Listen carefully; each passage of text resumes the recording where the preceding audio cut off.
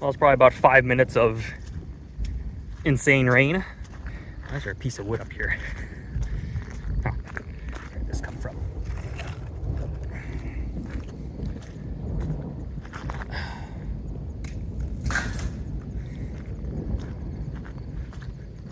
Oh yeah, there's a bit of rain in there. Yep.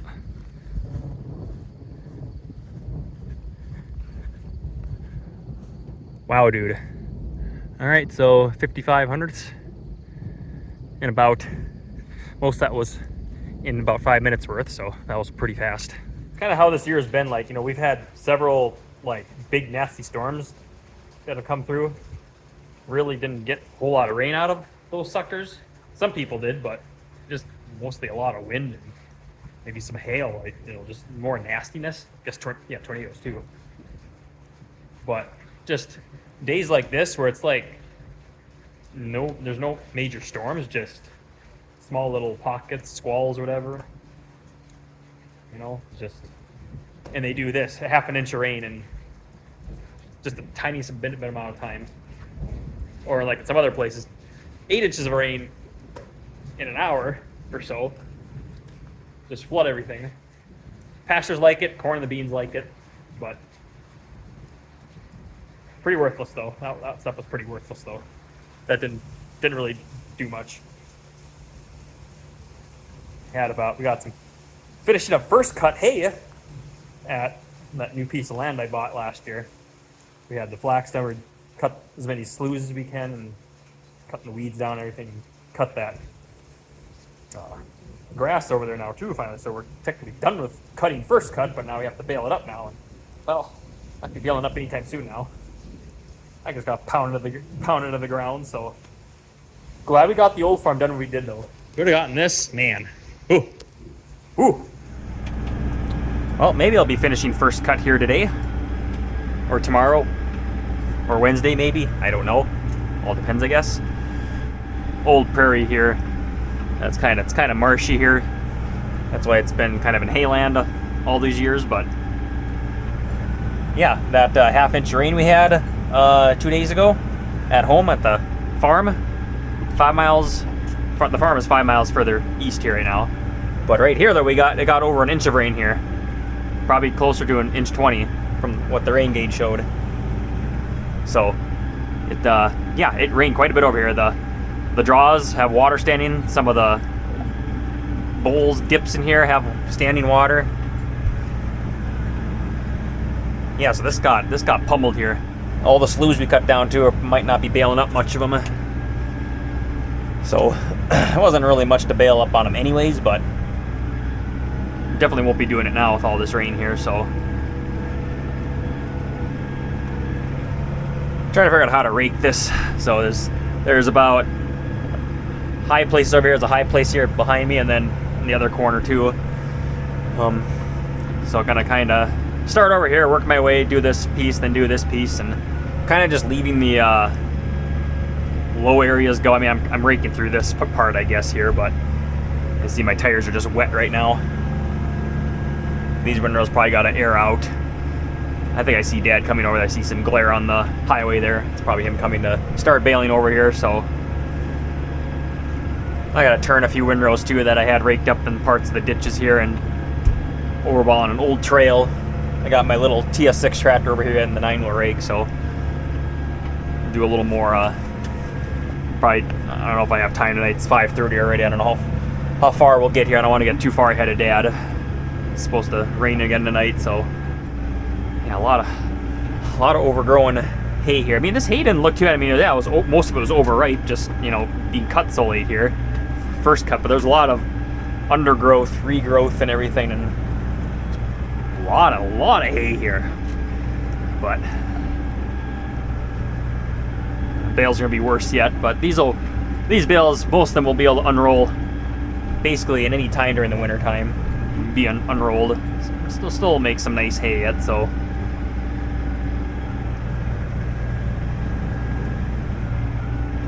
I gotta go slow. It's so rough, the badgers, and I mean, it's been hayland for as long as I can remember. So but my plans for it, I like to break up some of it. Can't do all of it. Like, I like to break up this piece here. I mean, it's gonna have a little bit of curve there by that slough, a little bit of curve behind me on that slough, but I'm not gonna make it such a triangle there that it's annoying to deal with. I'm just gonna kind of probably pick a straight line there and call it good. And probably there's a hill behind me too to kind of combine the other two fields. I'd probably do that, and I might do the one over here too, the other rise. I'm not sure yet. It's kind of a little bit of a dip to go through to get to it. I mean, it's not bad, but if you have a wet spring or wet year like this, then it might be a little bit more difficult to get through. So, and I got more beehives on my land now too. Another hive cluster. So, which is good. I like bees. Even though I don't like them around me, but bees are good. So, how many hives we got on our farm, that on our land? Got some across the road, some on a pasture we rent here now. I guess three hive. I guess the gravel pit. I guess so. I guess some land I rent to. So typically 4 hive clusters I have on some of our land here. So these beekeepers do. We don't, I don't know what other people do if they actually charge. We don't charge them anything. They usually give us a care package every single year of honey, real pure honey, cream form for like spread, and then actual pure liquid honey, and then some other goodies, bars. So usually get a pretty nice care package from them every year. So basically I get free honey every year. So yeah, I suppose I just figured some of you want to see this rake in action. I haven't showed much of it this year, since we got the other littler V rake for doing all the crimping stuff and whatnot, and using that in some tighter areas. This rake kind of doesn't see as much use as it used to, but for doing any stuff we cut with bar mowers or stuff that's heavy and sloughs, this thing sees a lot of work. So yeah, we also pulled the bulls yesterday and today. A couple mini circuses. Neighbor called yesterday. He said one of our bulls is in with his cows.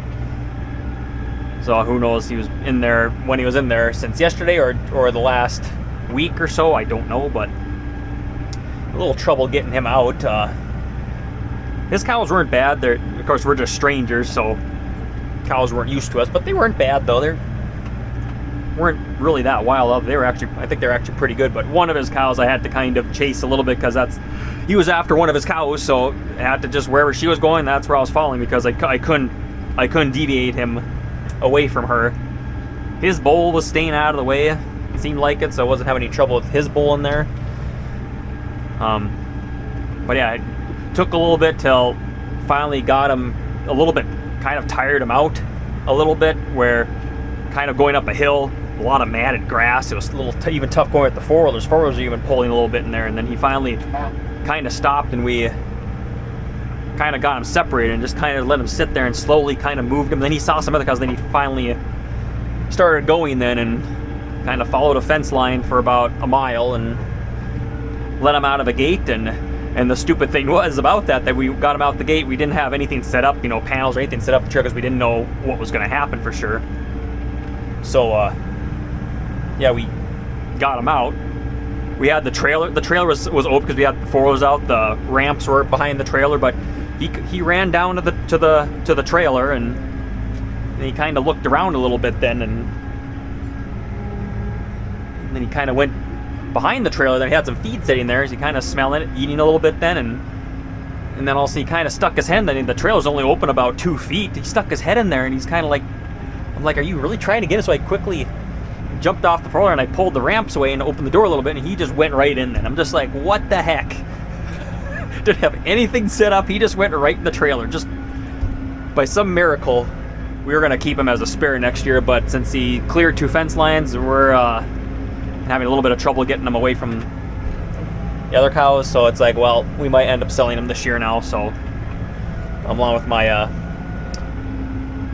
sick bull that I have, one of the bulls that we pulled about 3 weeks ago, not doing so good. It's pretty thin, so it is what it is. Once they clear a fence line like that, it's kind of playing with fire then, really. So, I mean, we did have a bull about, I don't know, maybe that was 8 years ago by himself. He was a heifer bull with the yearlings. When he got to be a little bit older too, he cleared 2 fence lines too. He was in the neighbor's pasture. It was actually down here, actually, a few miles down here where he was at. Kind of a similar situation. Had trouble. He cleared 2 fence lines and yeah, had trouble getting them loaded then. A lot worse trouble getting them loaded. I was pretty pissed after that. So, and then we blew a tire on the trailer then, heading to the old farm here down the highway. Blew one of the trailer tires. I think everything else just went pretty much buttery smooth after that. Like, all the bulls didn't really have much trouble loading them at all. Just it was really kind of, I guess, pretty straightforward after that, really. I don't think there was a single bull, like, once we got him into kind of our little makeshift pen area with, you know, panels and whatnot. Very much they just kind of walk right up. We got a little bit of feed poured down in the trailer, and they kind of go up to the trailer, and some of them they don't even hesitate. They just go right up to the trailer, right on, and a couple of them have to stand there a little bit, smell a little bit, eat a little bit of feed, and then they'll put a leg up and then crawl in. So, I mean, this year is actually pretty darn smooth. It seems like every year we usually have trouble with 1 or 2 bulls that don't want to go in the trailer. It's a little bit of a push and nudge type of deal, but all the bulls this year, they pretty much loaded up right away. Was really surprised. It's usually it's kind of nice, and they just go where they're supposed to go. The bull we sold last year, Mr. Brat, he was like that, where, you know, didn't have to have anything set up. If he was close by, or you'd see us, he'd come over the hill he'd come straight to the trailer, and he'd just loop around and he'd go right in without even having, while we're setting up, he'll just go right in the trailer, just ready to go. We had another bull about 8 years. It was I don't know if I still have a video on him yet. He was one of the biggest bulls we ever owned. He was a literal definition of a gentle giant. And I think the one bull we sold this year, I think he was what did he weigh? Did he weigh 2,500 pounds? The one bull we sold this year, or 24 something? But this bull about 8-10 years ago, he weighed over 2,500 when we sold him. He just huge, but he was such a gentle bull, and he was one of the bulls that, same thing, you wouldn't even have to have anything set up. He'd go right in the trailer. Just, what a bull. Can't complain. Kind of a testament to some of the bull breeders in the area too, that they do a halfway decent job, and, you know, that they had a good start when they were little, but it's also on us then too to try to have as much patience as we can with them and treat them good, so that, you know, that when we ever have to work with them, it's easy. I mean, sometimes I get really pissed at them, like the bulls already broke out once already from fighting today already, so had to fix fence a little bit. So I mean, that's normal, but at the same time, that just grinds my gears though. And it goes with all the cows too. Just try to have as much patience as a guy can with them. Some cows, I have a lot more patience with them than others, especially if they get, you know, tamer and whatnot. I have hard for me to get mad with them. Pretty tough. So, but then there's some of the nutty cows where it's just like, yeah, I have zero tolerance for you then, knowing their what do you call it, behavior. But the bulls though, yeah, the bulls, you gotta have just super patience with them, and, you know, it's one of those, trying to command respect with them too, you know, go both ways, you know, basically.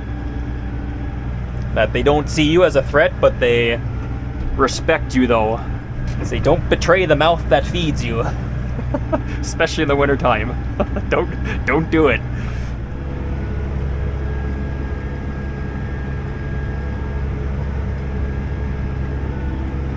We're gonna still get quite a few bales here. We're gonna have quite a few bales. These bales just have to stay here this year. Don't have any room for them at home.